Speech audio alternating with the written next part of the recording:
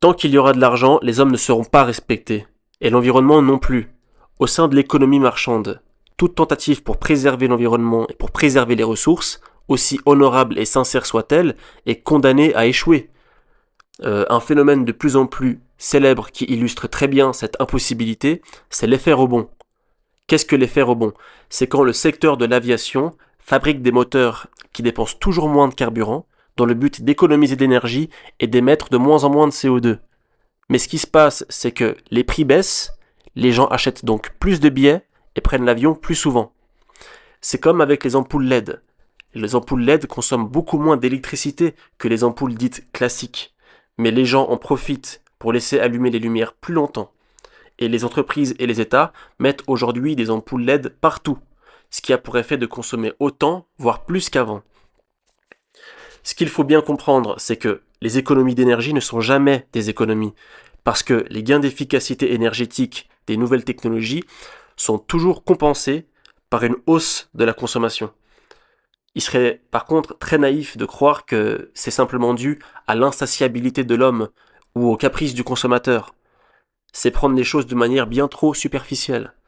Le problème vient surtout du fait que la société marchande transforme tout gain d'efficacité énergétique en pouvoir d'achat nouveau, en capacité d'investissement nouvelle. Si une entreprise possède de nouvelles machines très performantes qui consomment peu d'électricité, pourquoi diable est-ce qu'elle produirait autant avec moins d'énergie plutôt que plus avec la même quantité d'énergie? On pourrait aussi croire que les consommateurs sont les fautifs dans la mesure où ils pourraient épargner au lieu de consommer toujours plus de choses et entraîner un tel gaspillage de ressources. Mais les banques, elles transforment les dépôts en investissements.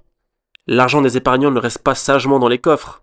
Chaque centime économisé, chaque centime épargné est injecté dans l'économie et donc contribue à une consommation supplémentaire de pétrole, de sucre, d'électricité ou de plastique. Et dans le monde industriel, c'est encore pire. Les entreprises sont contraintes de produire au prix le plus bas pour éliminer la concurrence. Et pour ce faire, elles innovent et augmentent leur productivité. Mais en faisant ça, elles se forcent à produire toujours plus dans la même quantité de temps. Elles sont donc contraintes d'accroître encore et encore leur flux matériel simplement pour faire les mêmes profits. Donc au lieu de faire moins de bénéfices avec la même chose, elles font les mêmes bénéfices avec toujours plus de choses.